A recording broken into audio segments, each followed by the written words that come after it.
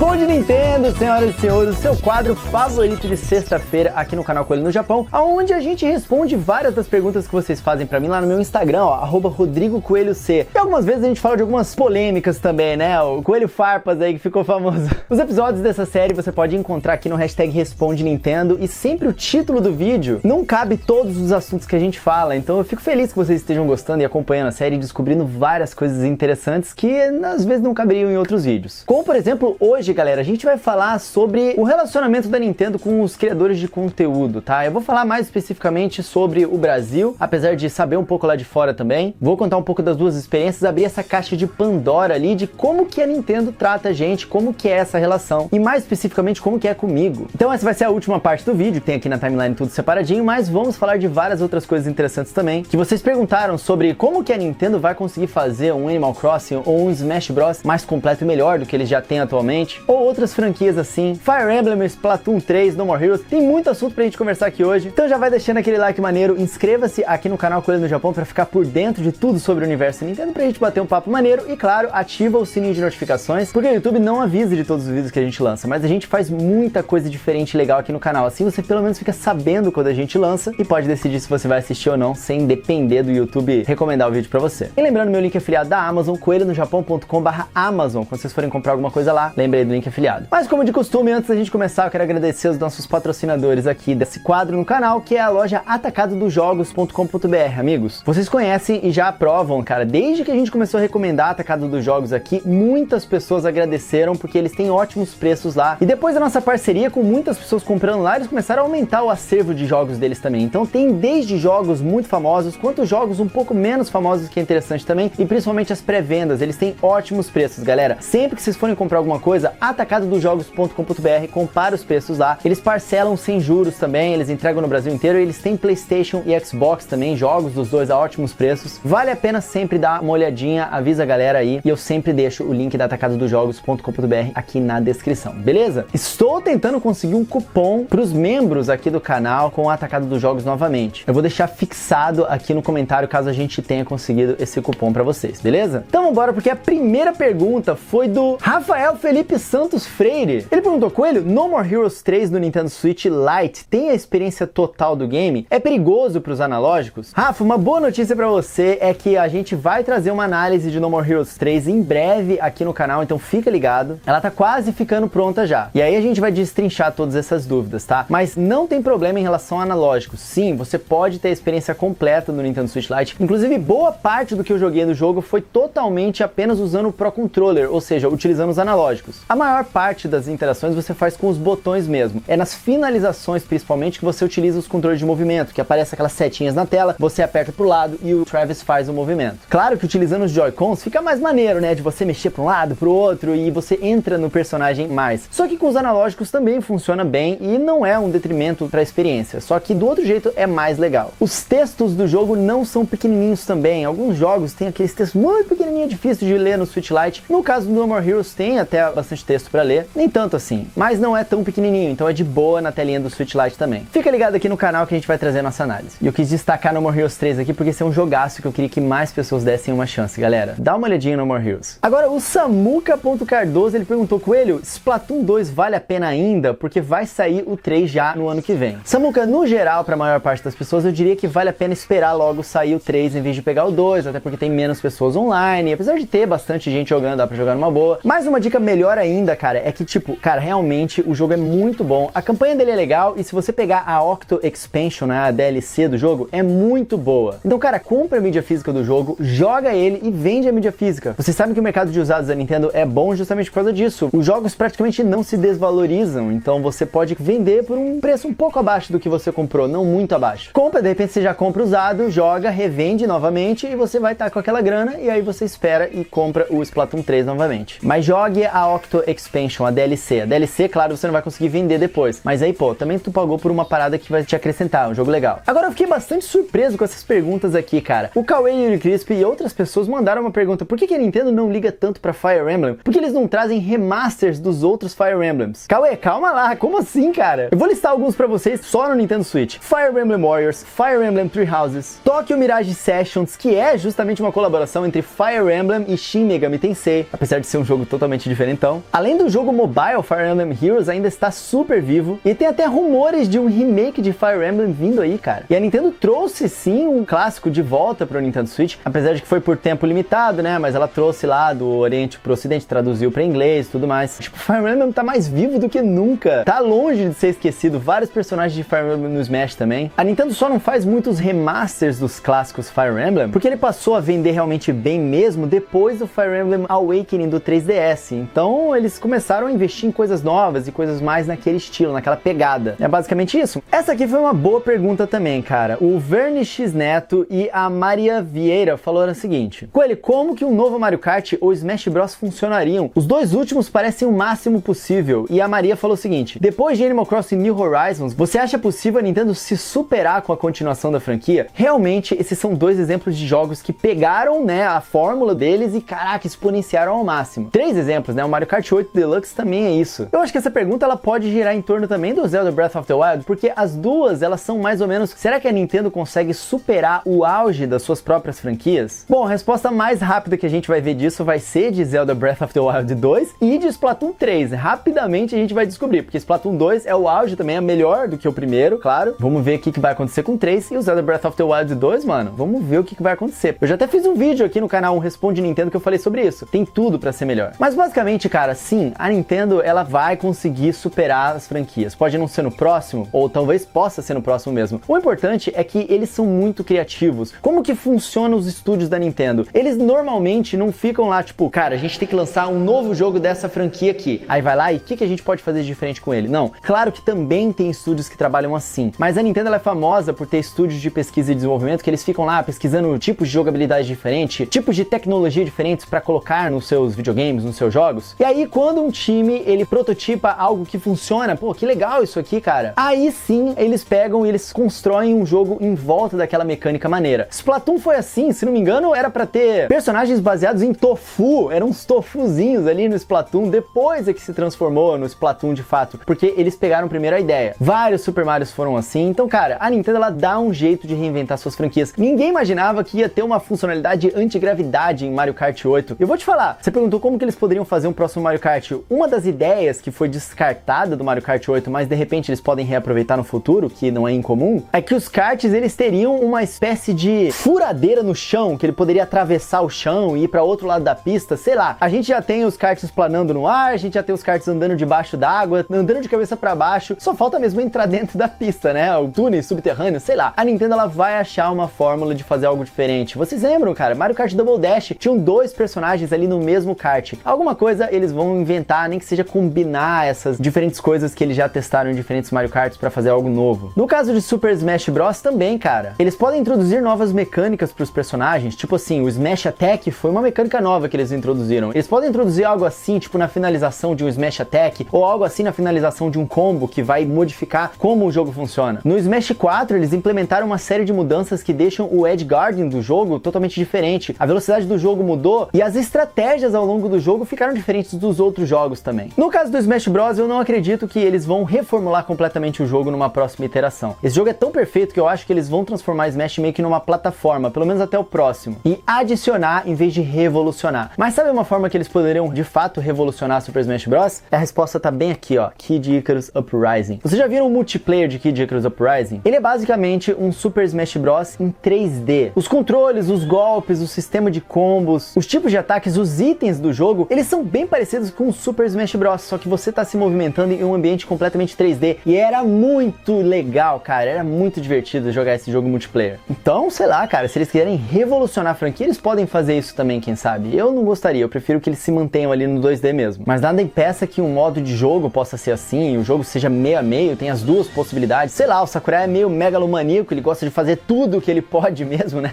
Vai que ele tem essa. Então sim, existem várias possibilidades. Animal Crossing New Horizons, por exemplo, você tá controlando a sua ilha. Vai que no próximo você possa fazer um pequeno arquipélago, você possa colaborar melhor com outras pessoas online. Sabe uma forma que eles poderiam fazer também? Hoje, para você ter interação com os outros jogadores, você meio que trava aquela interação em um universo fechado. Você tem que abrir a sua ilha, elas vêm na sua ilha, elas só ficam até ali, as coisas que são modificadas ali não podem ser modificadas demais. Se o mundo ele fosse mesmo vivo com as pessoas que estão criando suas próprias ilhas em outros lugares, e a economia também fosse viva entre elas, e você pudesse de fato pegar um aviãozinho e e viajar até lá sem pedir muita permissão. Claro, você não precisa ter a possibilidade de destruir a ilha da pessoa, mas você encontra ela ali também. Em tempo real, você pode visitar a lojinha dela, conhecer outras ilhas de outras pessoas, mesmo que elas não estejam lá, vender as suas frutas lá por mais dinheiro, ver os itens que as pessoas têm ali. A cidade pode ser expandida um pouco mais como o Animal Crossing City Folk do Wii era, sabe? A gente criou a nossa ilhazinha aqui, mas pode ter uma interação maior com cidades, mais tipos de casinhas. Nesse jogo a gente teve um objetivo que tinha uma finalização. Quem sabe no próximo jogo a gente tem um outro mais, múltiplos objetivos depois que você termina aquele, que não seja só próprios, de você querer fazer a sua customização. Então tem muitas formas da Nintendo expandir ou revolucionar. Em vez de você ter sua própria ilha, de repente você faz uma outra coisa, sei lá. Afinal de contas, antes não era uma ilha, né? Era uma vila. Resumindo, a Nintendo, ela tem hoje os game designers mais antigos da indústria e ela tem várias das cabeças mais criativas da indústria. E eles têm times focados apenas na criatividade, em teste de coisas diferentes. Eles vão dar um jeito sempre de encontrar coisas novas, de surpreender a gente. Podem ficar tranquilos. Agora, bora falar da experiência de ser um criador de conteúdo e a nossa relação que a gente tem com a Nintendo, que eu acho que é uma coisa muito curiosa. Quem fez essa pergunta foi o Alan Alimaire. Ele falou o seguinte: Coelho, como que é o relacionamento com a Nintendo para quem quer ser produtor de conteúdo? Olha, eu vou contar como que é para a maioria das pessoas, como que foi comigo quando eu tava no Japão e como que é atualmente. Mas primeiro eu preciso desmentir duas coisas que são, cara, mitos que as pessoas espalham muito pela internet por culpa da própria Nintendo, mas que não é mais verdade atualmente. Primeiro, sobre flags. Me ajudem a espalhar essa informação. Eu faço vídeos de Nintendo todos os dias, eu utilizo os jogos da Nintendo, eu utilizo as músicas da Nintendo, eu utilizo tudo. Eu nunca levo flag da Nintendo. Esse negócio de que a Nintendo dá flag no vídeo dos outros que não pode fazer vídeo é algo antigo, tá? Até 2018 a Nintendo de fato implicava com algumas coisas, dava flag nas pessoas. Aí eles criaram lá um programa com os criadores que você podia se registrar, aí eles ficavam com uma porcentagem do dinheiro que o YouTube pagava para os criadores, e mesmo assim, para eles ficarem com uma porcentagem, você tinha que enviar o vídeo para eles aprovarem, demorava 48 horas para eles, era uma coisa horrível. E aí ninguém queria fazer vídeo sobre Nintendo, todo mundo falava mal da Nintendo, né, porque queria fazer um vídeo de Mario Kart lá e não podia. A partir de 2018, a Nintendo ela criou um documento oficial que vocês podem encontrar, se vocês escreverem lá, Nintendo Creators Program, aí você vai cair numa página de suporte, que vai ter um link, né, para um documento oficial da Nintendo, permitindo que a gente faça os vídeos aqui pro YouTube, para outras plataformas de streaming, utilizando os jogos da Nintendo. A única coisa que ela pede é que você de fato use a sua própria criatividade. Você vai falar de um jogo, comenta sobre o jogo, não mostra apenas o jogo. Apesar de que mesmo mostrar só o jogo, eles não implicam, tá? Só tá lá no documento, mas eles não se metem. Você vai fazer o upload de uma música, use ela no seu vídeo, mas não faça o upload só da música para as pessoas ouvirem. Isso de fato ela tem implicado recentemente. Então ali tem todas as diretrizes e você nem precisa ler, cara. É só você fazer seu vídeo na moral ali, não tentar meio que copiar o conteúdo, que vai ser de boa, eles não vão te encher o saco. Sabe quem que enche o saco? Capcom, ela enche, a Bandai Namco, cara, cansei. A Lego, cara, toda vez eu falo de um Lego City Undercover, levo flag. É uma coisa terrível, sério. A gente quer fazer propaganda da parada, quer falar da parada e às vezes não consegue. A Capcom tá bem melhor sobre isso. O problema dela é às vezes com trailers que a gente quer utilizar pra mostrar os jogos e aí eles encrencam. Activision, cara, enfim, galera, tem umas empresas que fazem bastante isso. Sabe uma que faz também? Pokémon Company. Eu sempre fico meio cauteloso quando eu mostro as coisas da Pokémon Company, porque de vez em quando dá a louca neles e assim, eles querem ter o controle daquela informação na primeira semana. Aí eles vão lá e bloqueiam o seu vídeo às vezes, ou então dão flag lá no seu vídeo e uma semana depois eles do nada liberam o flag. Você não precisa fazer nada, eles simplesmente soltam isso. Então a Pokémon Company é meio aleatório, de vez em quando eles implicam com trailers, de vez em quando não. Eu sou meio cauteloso com isso. Agora com gameplay, nenhum problema. Beleza? Esse ponto tirado da frente é mentira o que a galera fala. E olha, eu sei, porque eu faço um canal de Nintendo aqui. Então eu tenho experiência própria. Agora, como que é pra maior parte das pessoas que querem ter um relacionamento com a Nintendo aqui no Brasil? Você cria um conteúdo de Nintendo, você de repente quer uma chave ou quer informações, ou quer receber as informações da Nintendo. Atualmente, depois que a Nintendo voltou pro Brasil, tá muito mais bacana essa interação, porque eles têm uma agência de comunicação direta com a gente aqui, que é muito mais fácil. Então, se você tem um contato da pessoa certa, que eu não vou colocar aqui no vídeo pra 10 mil pessoas, senão, coitado. Mas se você for criador de conteúdo, você consegue encontrar, manda uma mensagem pra pessoa, o representante das relações públicas, que a gente chama de PR, ele vai falar com você, ele vai te adicionar lá na lista de e-mails da Nintendo, e ele vai ficar de olho no seu conteúdo, cara. Se ele receber um jogo lá da Nintendo e ele achar que o seu conteúdo tem a ver com aquele jogo, de repente ele te oferece uma chave pra fazer análise, ou pelo menos ele vai te mandar os e-mails, né? Quando tem uma novidade da Nintendo, ele manda os e-mails ali e você tem um canal direto pra tirar dúvidas, tipo assim, pô, eu queria uma informação da Nintendo e tudo mais, você passa pro cara, o cara repassa essa pergunta pra Nintendo e você pode obter a sua resposta. Então, existe atualmente esse canal que é bem bacana, no mínimo pra você conseguir ficar informado. A mesma coisa acontecia quando eu tava lá no Japão, só que era uma empresa diferente, não é a Nintendo que fala diretamente com as pessoas, eles contratam uma outra empresa pra falar. Lá no Japão, eu comecei assim, eu descobri o contato da pessoa, entrei em contato com com ela, pedi pra me adicionarem lá na lista, e aí a partir do momento saía algum jogo, eu falava pra eles, poxa, às vezes era um jogo indie sendo lançado na eShop, mas que eu via que a Nintendo tava fazendo bastante marketing daquele jogo, então eu pensava, poxa, de repente a Nintendo que tá fazendo a distribuição dessas chaves. Eu entrava em contato, fazia um ótimo trabalho com esse jogo indie aqui no canal, fui ganhando a confiança deles, eles me mandaram até o Super Mario Maker 2, foi o primeiro grande jogo da Nintendo que eu recebi. E a gente desenvolveu uma boa relação ali, cara, porque às vezes eu tinha dúvidas sobre alguma coisa, eu batia com eles. Todo aquele lance do queremos Nintendo, eu passei as informações diretamente pra eles, então eles sabiam de tudo que estava acontecendo. O pessoal às vezes naquela época me criticou, falando assim, ah, você não devia ter utilizado o nome, não sei o quê. Cara, era pra ser mesmo uma parada parecida, era tipo assim, a gente não tem um Nintendo Direct, uma apresentação da Nintendo no Brasil, então vamos tentar fingir, cara, como se a gente tivesse, olha como seria legal. Naquela época eles até falaram assim, ó, é importante não confundir as pessoas pra elas não acharem que é oficial e tudo mais. E aí tinha um monte de aviso em todo lugar lá no vídeo, né, falando, ah, é coisa feita de fã, aparecia na tela, não é oficial, tinha na descrição que não era oficial. Nunca teve qualquer tipo de problema. Eles apenas pediram isso pra mim porque a gente tinha essa conexão direta, a gente tinha essa comunicação. E era totalmente em inglês o contato também, tá? Porque eu tava no Japão, mas eu falava com uma agência que atendia a América Latina, né, os Estados Unidos ali, mas também a região ali do México. Não tinha uma pra América do Sul. E aí, beleza, em 2019, quando eu cheguei no Brasil, a galera da Nintendo, ela tava na Brasil Game Show, eu tava lá na Brasil Game Show. E eles me conheciam, porque eu tava fazendo bastante conteúdo de Nintendo já, a gente já tava falando bastante sobre isso. E eles, cara, queriam me conhecer. Quem que é esse japonês maluco aí, brasileiro, sei lá, que a galera tá curtindo acompanhar o canal e tal. E aí eles me chamaram, falaram assim, pô, vem cá, Coelho, bora trocar uma ideia. Nesse dia, cara, eu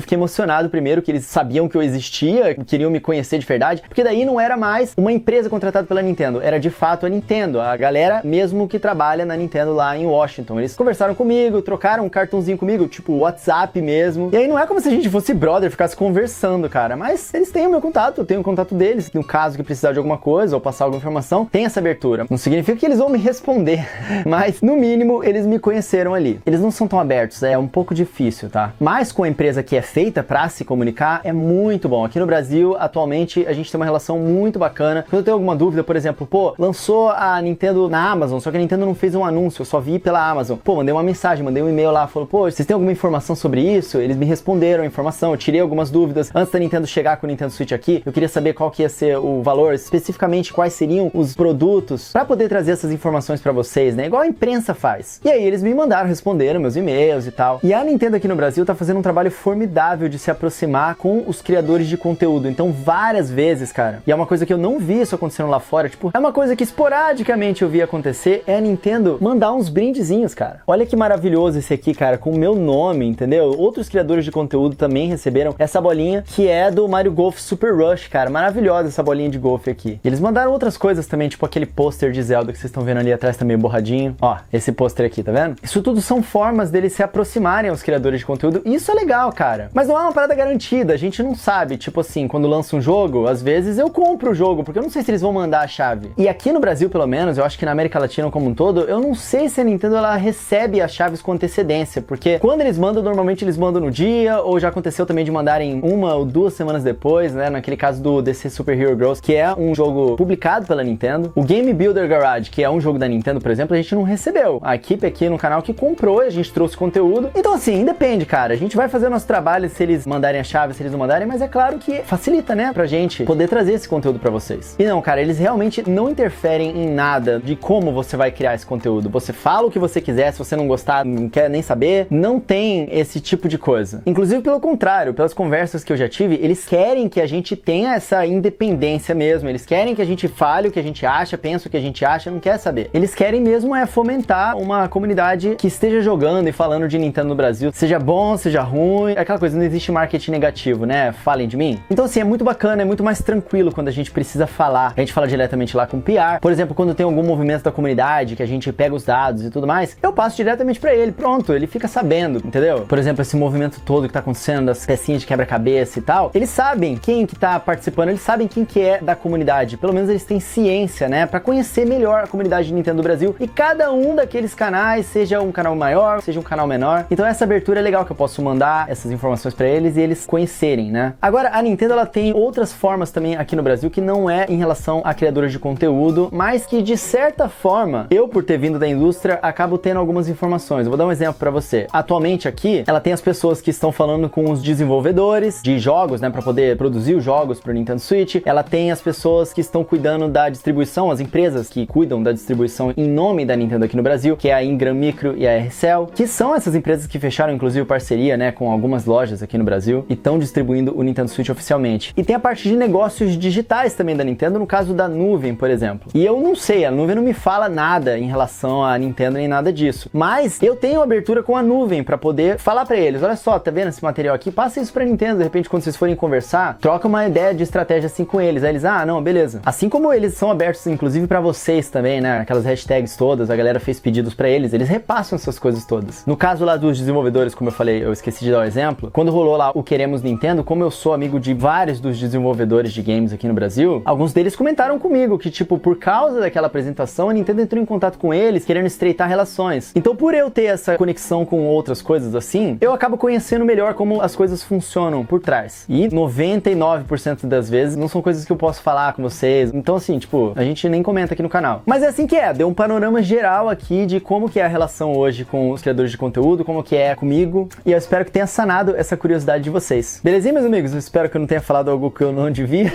Foi sem querer, Nintendo, desculpa. Mas é por causa dessas coisas que quando eu falo pra vocês, galera, olha só, de fato, a Nintendo, ela tá querendo fazer algo legal aqui no Brasil, eles gostam, eles estão trabalhando, eles estão de fato tentando. O time que trabalha aqui no Brasil tá bastante empenhado, eles são bastante apaixonados, eles querem fazer acontecer, tipo, de verdade, de forma boa mesmo pros fãs, e a gente critica quando as coisas que faltam, a gente vive criticando, vive pedindo as coisas pra Nintendo, mas cara, é uma empresa multibilionária onde a sede é lá no Japão, então às vezes as coisas têm que passar por, né, diversos passos, mas é por causa dessas conexões que eu tenho que eu sei que eu posso falar isso pra vocês, e às vezes as pessoas acham que eu tô falando isso pra passar pano, não é, cara, é porque eu sei que eles realmente estão fazendo um trabalho legal e eles estão querendo melhorar, e as coisas vão, cara, cada vez gradativamente ficar melhor pros fãs de Nintendo aqui no Brasil. Então, tenho fé, vamos continuar fazendo a nossa parte aqui também, jogando jogos, falando sobre jogos, pegando o original, e eles vão continuar fazendo a parte deles lá, de tentar fazer as coisas que a gente pede, né? A legenda já tá começando a sair. Quem sabe o próximo passo depois dos jogos naturalmente vierem pra português não seja dublagem. É mais complicado, mas que seria legal, seria, né? Ou antes disso até, tipo, ter mídia física, uma loja da Nintendo aqui no Brasil, sei lá, vai que acontece. Eu não sei absolutamente de nada, real mesmo, não sei. Eu só torço pra que isso aconteça um dia e eu acredito que isso vai acontecer. Enfim, acabei entrando num assunto tangente.